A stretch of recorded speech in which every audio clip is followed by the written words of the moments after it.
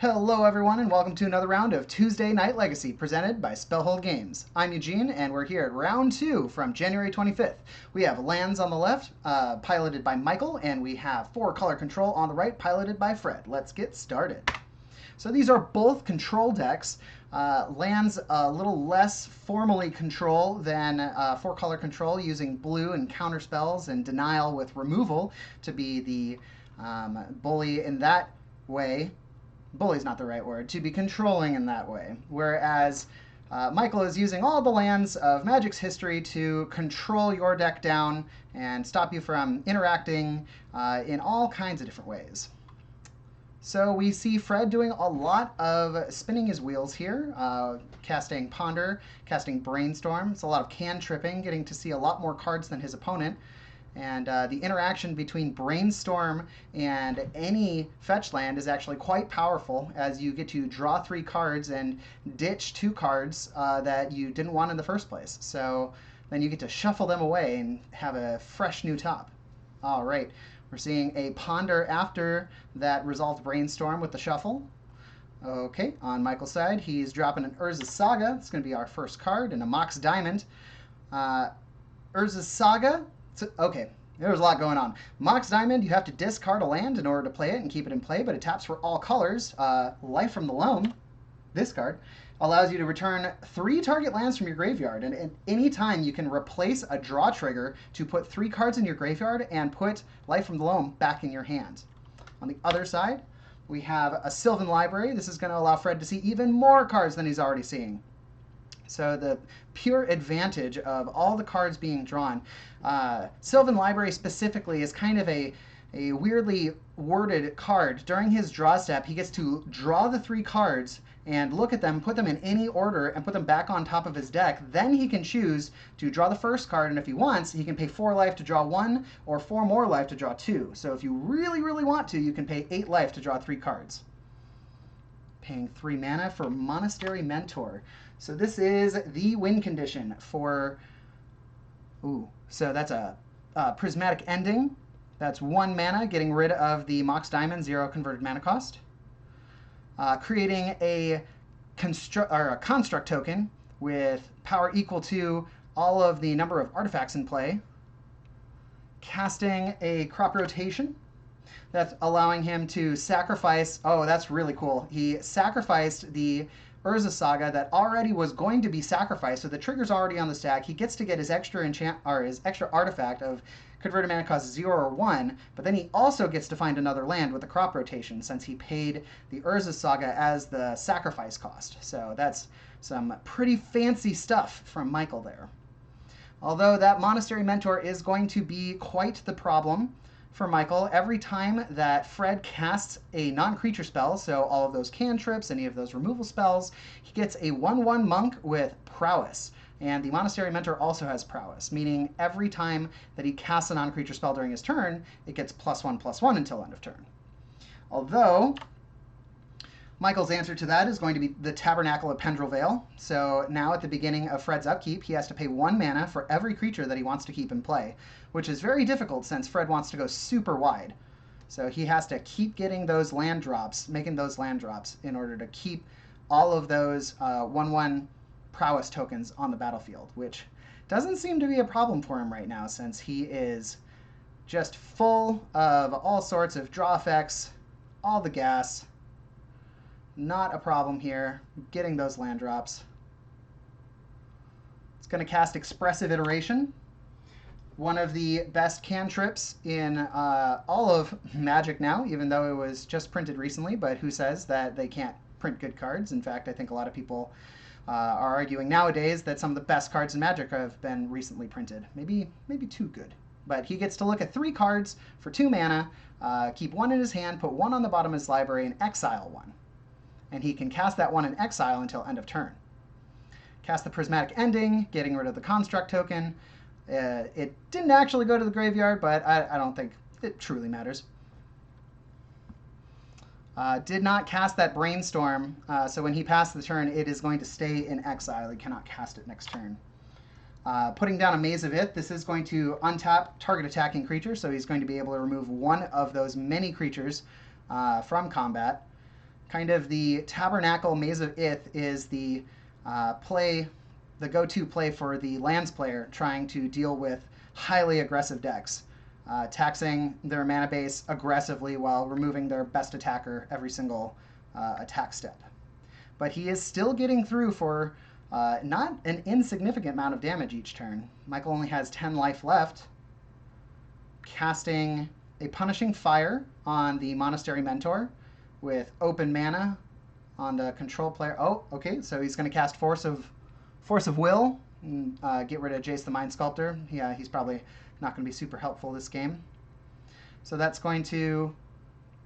Well, that was a Force of Will. Why is the Punishing Fire? I don't see it in the grave. Huh. Well, in any case,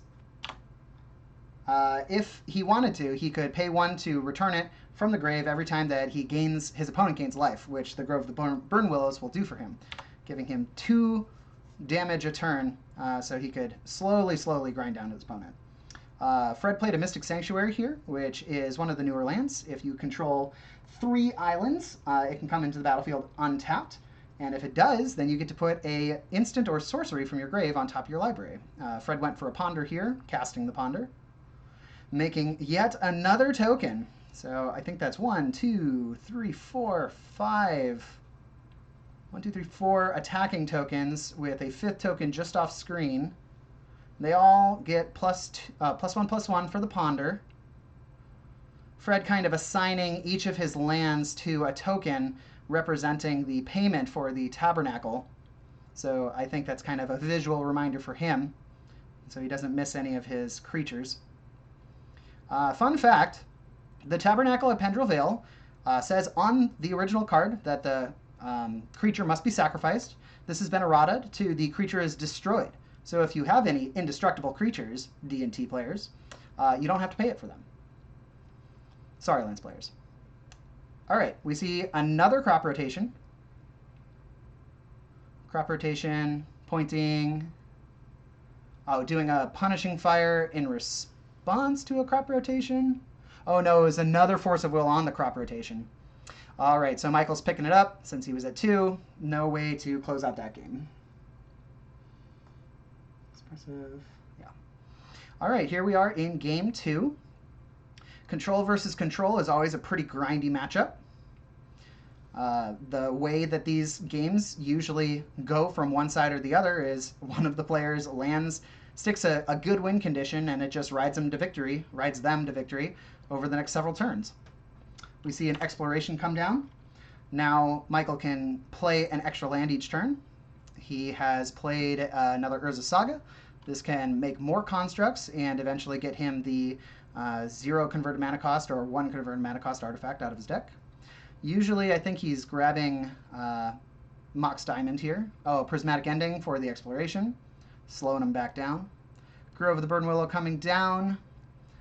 Looks like the play is going to be make that construct. Yeah, we got a Ponder. Getting to look at some cards. Looks like Fred does have at least 1 land in hand. He goes for the Wasteland, blowing up a crop rotation. Okay, so I think Fred wanted to crop rotate or Wasteland the Urza Saga. In response, the construct was made, and then the crop rotation was cast on the Urza Saga, getting a Wasteland in response. And Michael is going to play the Wasteland on his turn and blow up Fred's only land. So, not great not having lands. But that does not mean that the blue player is out of luck, since we have several 0 mana costs, like Force of Will. So that's going to get rid of the Valakut Exploration, one of the few win conditions of the lands deck. Ghost Quarter coming down, Thespian Stage coming down. I think Michael has 2 cards in hand. Oh, he's going to grab his Companion. So, Land sometimes runs this 1 of Companion in the sideboard. All they need to have is each creature in their deck is only these kinds of creatures.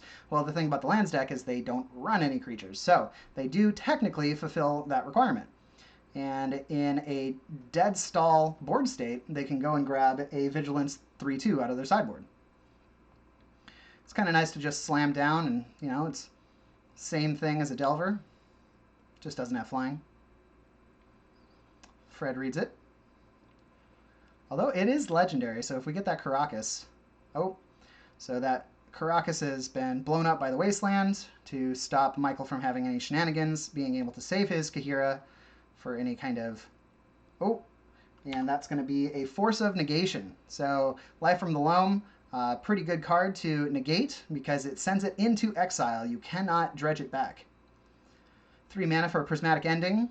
So because he paid 3 different mana types, he can hit a creature, or he can hit a non-land permanent of converted mana cost 3 or less. And that gets Kahira out of there permanently. All right, so we have Thespian Stage copying a Horizon Canopy. So he gets to sacrifice the Horizon Canopy, pay 1, draw a card. Since Michael only has the 1/1 artifact, he's kind of desperate to draw into something that's going to give him a little bit more gas. But strangely enough, all Fred has been doing is answering threats. He hasn't landed a threat yet. So Michael is at 19 still. I think he did that damage to himself. Okay, he's putting the Thespian Stage aside, showing that it is in fact still Horizon Canopy. Casting Valakut Exploration. I think that's going to resolve. So whenever a land comes into the battlefield, he gets to exile a card off the top of his library, and he can cast it this turn. If he doesn't, then it deals that much damage for how many cards have been exiled at the end of turn. But he cast that Mox Diamond anyways, getting a little bit more variety in mana. Okay, so he has used his second Thespian Stage to copy the Horizon Canopy so that he can draw another card. So the Thespian Stage is in the grave. That was originally the Horizon Canopy. There's another Thespian Stage that's a Horizon Canopy up there at the front. He's doing it again. So this is the 3rd time he's copied Horizon Canopy to draw a card. So that's 3 Thespian Stages down. Taking 1 from the Valakut and taking 1 from the Construct, or 2 from the Construct, because the Mox Diamond is an artifact. So, you know, he's getting there incrementally. That was 3 damage last turn. 2 mana, Expressive Iteration from Fred.